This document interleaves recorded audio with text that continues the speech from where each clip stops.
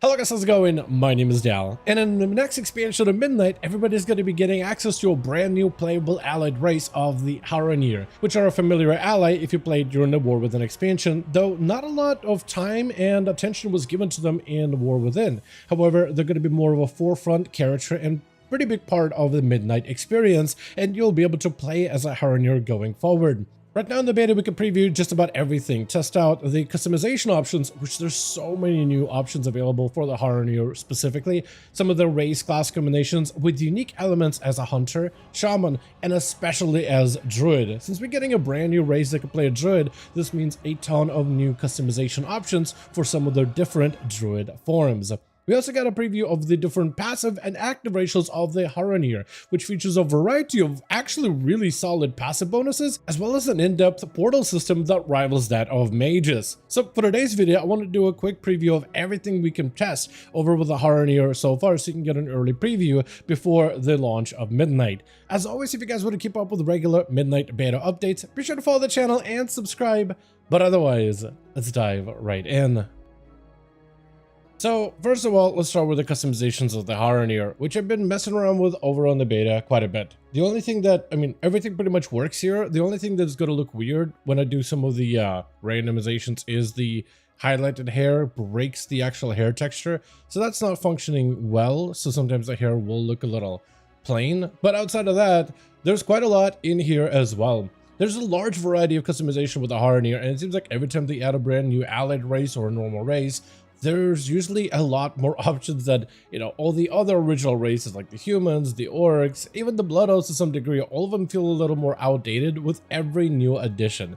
Like when they added the Drakthir, I think that's when they had probably the most amount of customizations from the get-go. And now that they're adding Haranir, there's even more unique customizations, with them being this underground troll night elf hybrid type of creature. They have quills, and then they also have some animalistic features as well.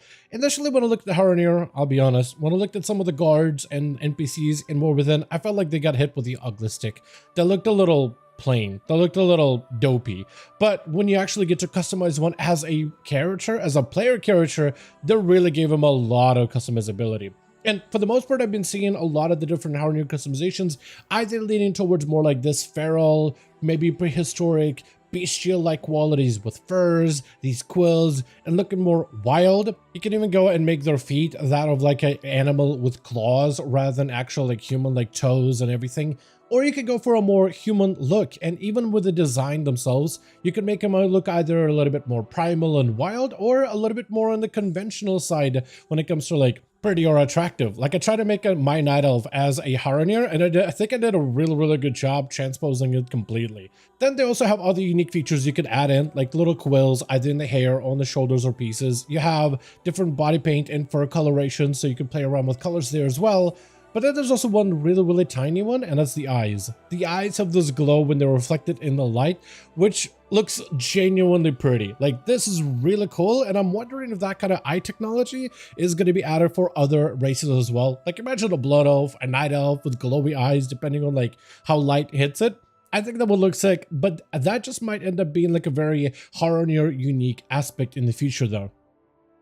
Now, when making Haranir, they actually have a pretty wide variety of class options available to them from the get-go, from the classic warrior, the hunter, which actually gives them access to a brand new type of a beast that I'm pretty sure you'll need to get a special tome in order to learn how to tame, so you won't be able to tame these things immediately. So that is actually a unique aspect that hunters specifically are going to have. They also have access to mages, which I thought was a little odd because they're very like hippie, druid, night elfy kind of people. So I thought there would be more primal magics like druids and shamans, but they could be mages. They could also be rogues and warlocks, which again, like it's kind of weird how these like underground night elf troll hybrid people can summon demons, but they will still have access to that class as well as druid, shaman, and even monk. So they have quite a large variety of classes that they have access to, and also some uniqueness. Like we talked about hunter, how they start out with that one specific type of like beast plant pet thing from the get-go. As a shaman, you have thorny little totems, so that is a nice little accent for this class as well. And then there's the Druid Forms, which I couldn't preview in the actual character window. You actually have to make a Haranir if you want to preview some of those forms. And actually have a better way of previewing all of them right here through the barbershop. Because if you go here, you'll actually notice that they have quite a lot of customization, more than most races do when it comes to some of the druidic forms. So they had this pangolin Wolverine looking combination for a bear form, and it is a pangolin form specifically, where if you, let's say, go to any other druid forms, that's it, you just get to pick a form. The pangolin form, however, has additional customizations, which does make it unique. It's not like that they're really expensive. I mean, you have like a choice of a couple of different ears, either an upturned or like a pointed nose, as well as a color scheme. So it's not like you have like a wild number of customization options, but you do have some, which is a lot more than what we've had previously, which I think is actually kind of neat.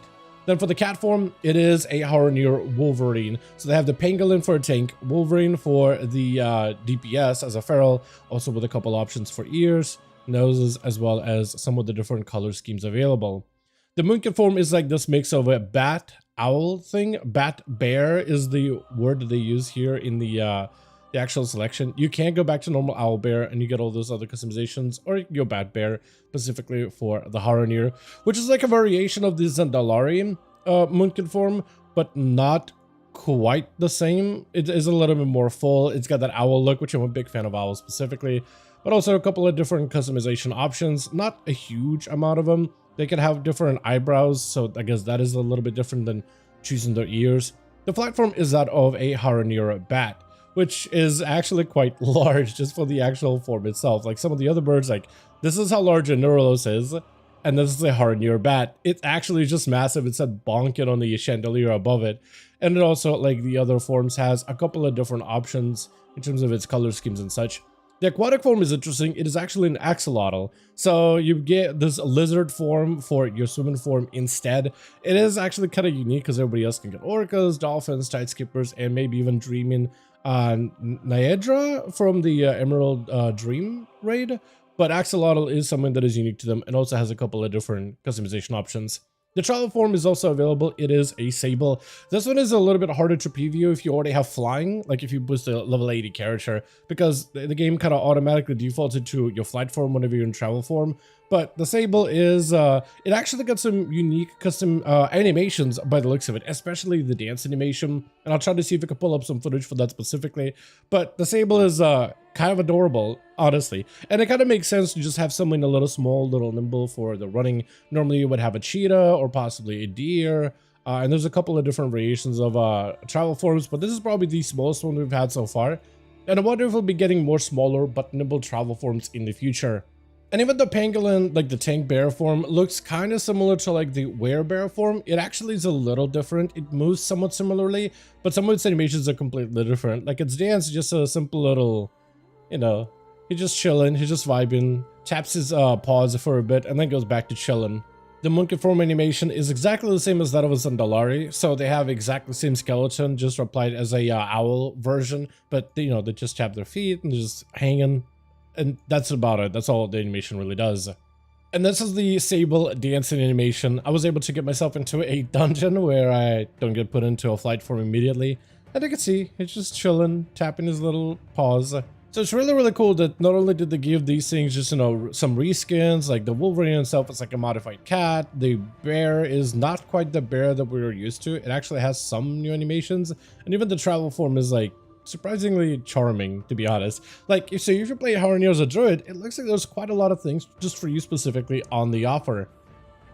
Now, Haranir cosmetics aside, how are the racials going to work, and are they any good? Because at the end of the day, many players do play some of our favorite class race options for their passive racials. Many players prioritizing racials above everything because that's where a lot of that gameplay enhancements come from.